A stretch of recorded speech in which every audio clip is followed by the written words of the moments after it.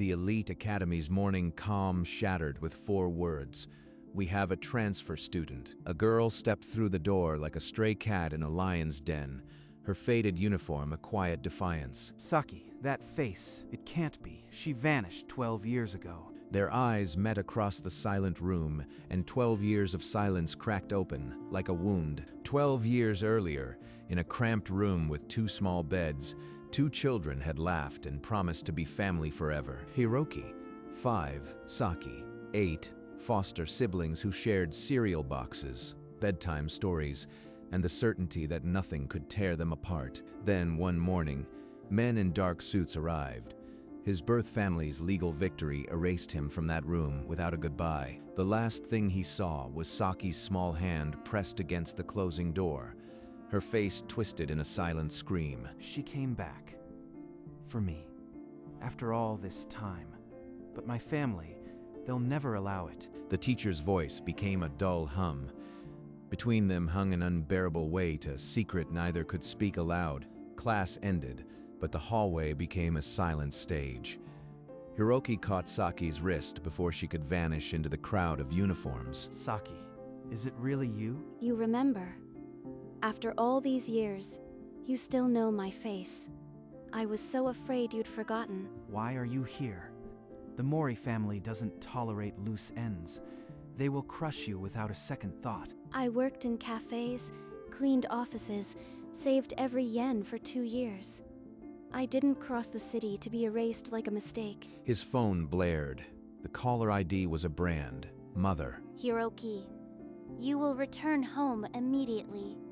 Do not speak to that girl.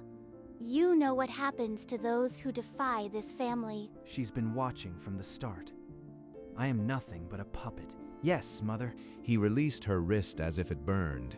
His footsteps faded, but Saki's eyes held a storm. She had not come to break. The Mori mansion loomed like a judgment. Hiroki stepped through the gate, every shadow a silent accusation. In the study, Mrs. Mori didn't look up from her papers. The air was chilled with her presence. The transfer student, Saki Watanabe. Did you think I wouldn't know? She is a stain from a past you were supposed to forget. I have already initiated the process to remove her from the school. You can't do that. She's done nothing wrong. Wrong. She exists. That is crime enough in this family. Your reputation as the heir is paramount. Every word she speaks is a cage. I am powerless while she holds the keys. You will not speak to her again. You will not look at her. You are a Mori, and Moris do not drag filth through their gates. Hiroki's fists clenched at his sides, but his voice died in his throat. The heir could not defy the throne. He left the study, the weight of her command pressing on his chest. But in his silence, a seed of rebellion stirred. The next morning, Saki was called to the principal's office. His words were wrapped in silk, but their weight was lead. He mentioned that her scholarship was under review, and her unexpected arrival had attracted unwanted scrutiny. This is the Mori family. They've already poisoned the school against me. She left the office trembling, but her resolve hardened. She wasn't astray to be shooed away. After class, a note led her to the rooftop. He was already there, staring at the sky. I worked 2 jobs, slept on floors, just to pay the transfer fee. I never forgot you. I was a puppet in a golden cage. I won't let them hurt you again. Their words hung between them, a barrier of years crumbling. I don't have a plan. I just had to see you. They didn't have a plan, but as their hands finally met, they forged a quiet rebellion, 2 against an empire. That afternoon, 2 men in black suits visited the Watanabe's modest shop. Their smiles were cold, their words polished. They spoke of sudden permit issues, unreliable suppliers, and how unfortunate accidents happen to businesses that attract the wrong attention. Saki's phone rang in the library. Her foster father's voice was barely a whisper, trembling with fear. In the shop, her foster parents clutched each other, waiting for the next blow. Dad, what's wrong? Did something happen to Mom?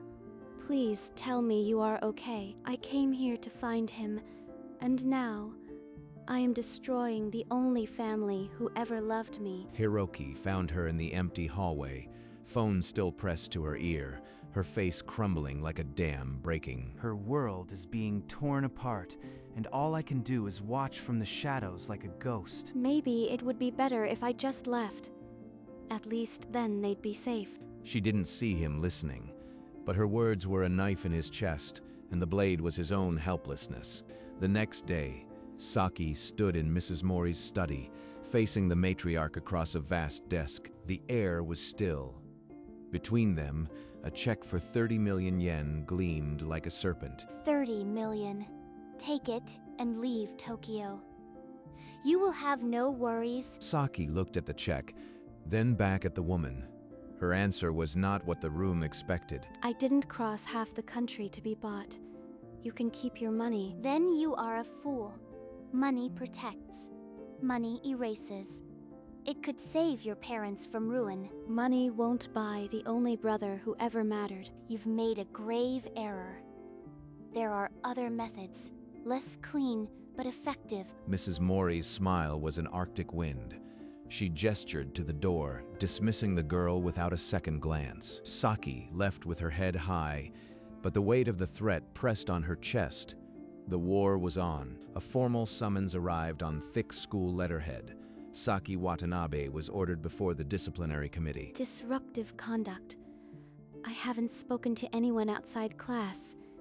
This is a scripted execution. The committee read charges like a shopping list: disturbing academic peace, inciting conflict, damaging the school's reputation. The door burst open. Hiroki stormed in, breathless, eyes blazing with a fury born of helplessness. These accusations are lies. You are all puppets of my mother. She has no authority here. The headmaster's gavel split the air. His response was colder than ice. Mr. Mori's outburst only confirms Miss Watanabe's corrupting influence. Every defense I make becomes another nail in her coffin. I played right into their hands. The committee recessed to deliberate. An expulsion notice sat on the table, pen ready to sign. This is the price of love. He fought for me, and it only made things worse. In the hallway, Hiroki's phone displayed a quiet reminder. Birthday, 2 months. A key to a cage not yet unlocked. That evening, Hiroki slipped away from the mansion and met with the family's attorney in a dim cafe. The lawyer opened a folder. Trust fund details. At 18, the fortune would become Hiroki's to command. 2 months. That's all that stands between me and the power to stop her. He asked about acquiring controlling shares in Mori Holdings. The attorney's pause was answer enough. It was possible. If I become the majority shareholder, I can override every decision she makes, including Saki's expulsion. But the fund was locked until his 18th birthday. 2 months of waiting, while Saki's world burned. 60 days. What if the committee expels her next week? What if the threats escalate before I can move? The lawyer packed his briefcase, leaving the documents, a silent reminder that Hiroki's inheritance was the only weapon left. This is my only card. If I play it wrong, I lose everything.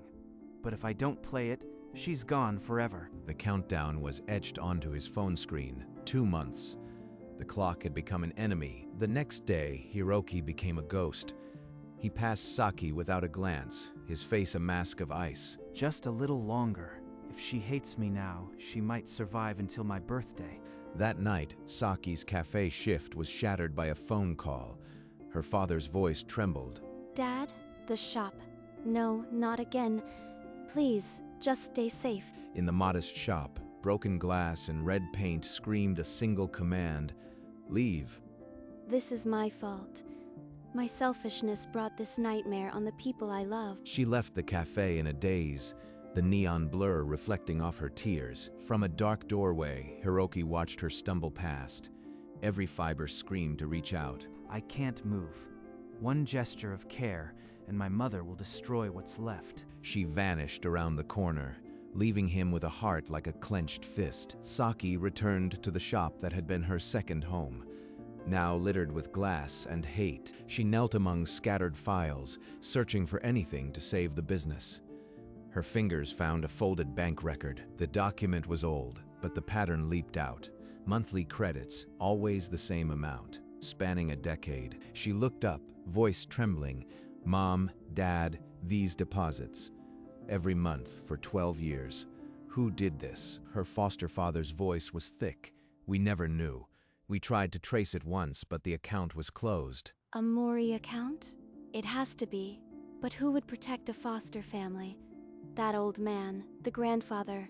No, it's impossible. She tucked the statement close, a secret ember kindling in her chest. The search for answers became her new purpose. She would trace the payments, even if it led to the heart of the Mori Empire. As dawn broke, Saki rose from the debris with a quiet resolve. The girl they tried to erase was now hunting. Far away, an old man in a dim study watched the sunlight touch an old photograph. Two small children holding hands through a cracked window. Hiroki caught a glimpse of Saki holding a bank statement marked with the Mori insignia. A Mori account, sending money to her family? Someone's been protecting her. A rival corporation. A charitable trust. Saki tucked the paper away and vanished into the shop. Hiroki retreated, his mind racing with possibilities. That night, the clock struck midnight. Hiroki's phone lit up with a single notification. Trust fund unlocked. He opened the encrypted folder and signed the documents. With a single stroke, he commenced the hostile takeover of his family's empire. By dawn, the deed was done. Hiroki stood in the boardroom, still in his school uniform, flanked by stunned executives. Effective immediately. I am the majority shareholder.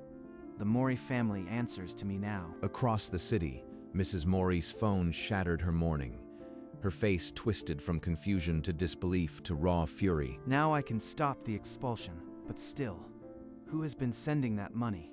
I need to find out. The power had shifted, but the mystery remained, and the real war was just beginning. Mrs. Mori burst into the boardroom, her heels clicking like a countdown.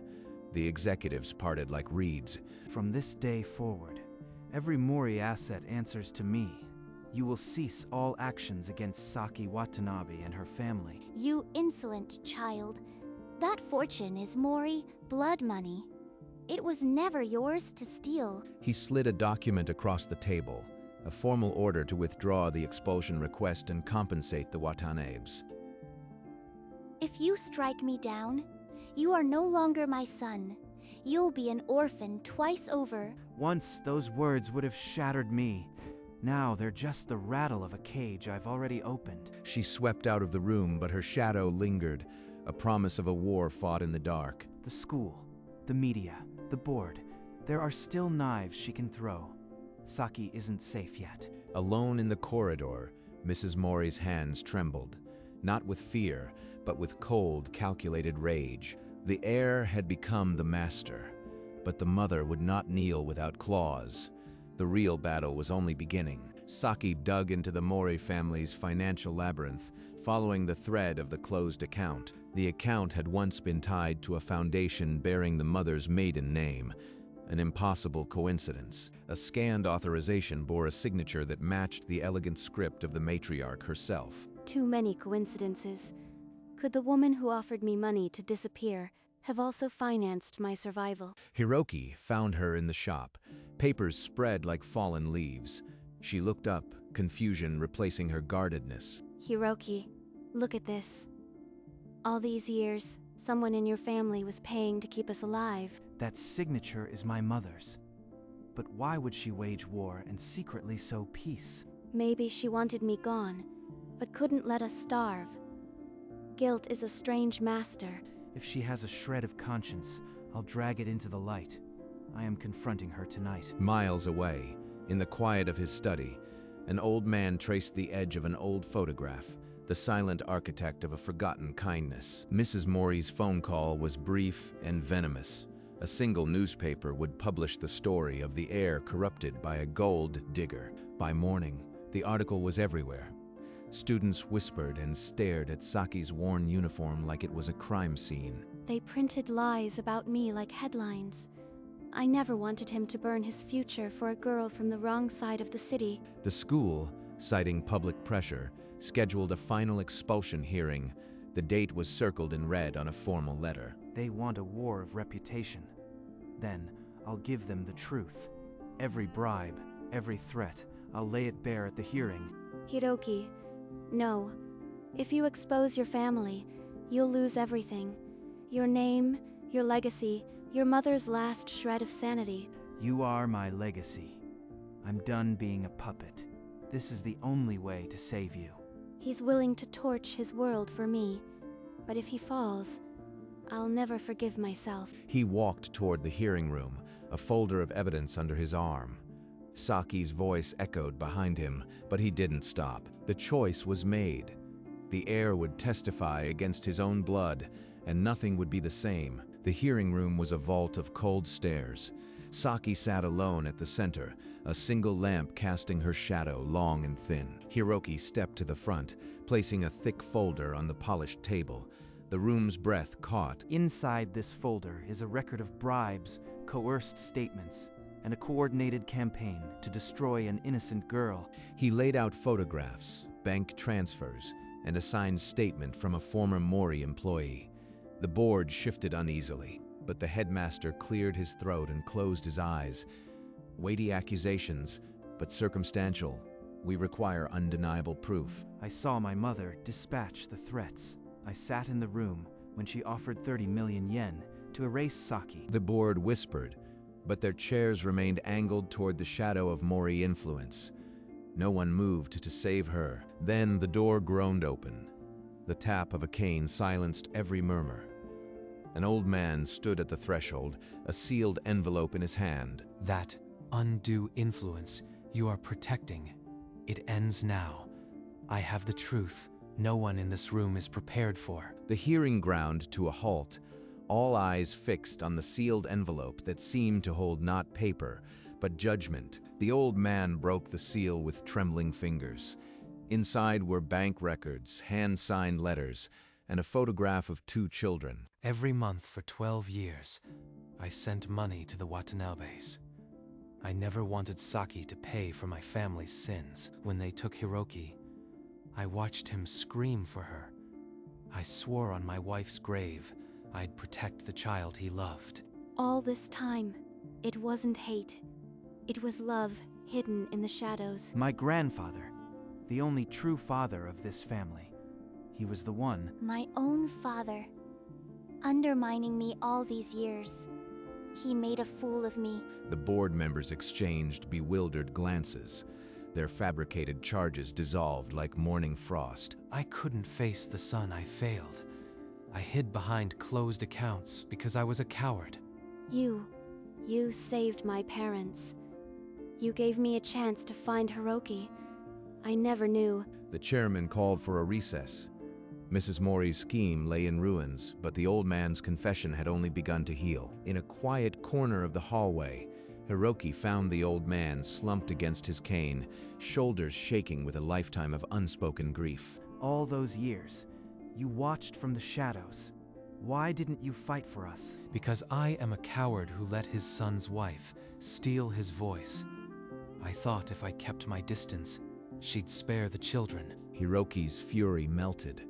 He dropped to his knees, and the old man's hand rested on his head like a blessing delayed 12 years. Thank you for never giving up on her, on us. The board reconvened in muted tones. The chairman's gavel fell with unexpected finality. In light of new evidence, the charges against Saki Watanabe are dismissed. This institution offers its sincere apologies. Saki stood, her breath catching. Hiroki's arm wrapped around her shoulder, a shield against the world. It's over. We're finally safe. In the back of the room, Mrs. Mori rose, her face a mask of ice. Without a word, she walked out, leaving the shattered pieces of her empire behind. The next morning, Mrs. Mori sat alone in her study, the morning light revealing a woman stripped of power. An emergency board meeting was called.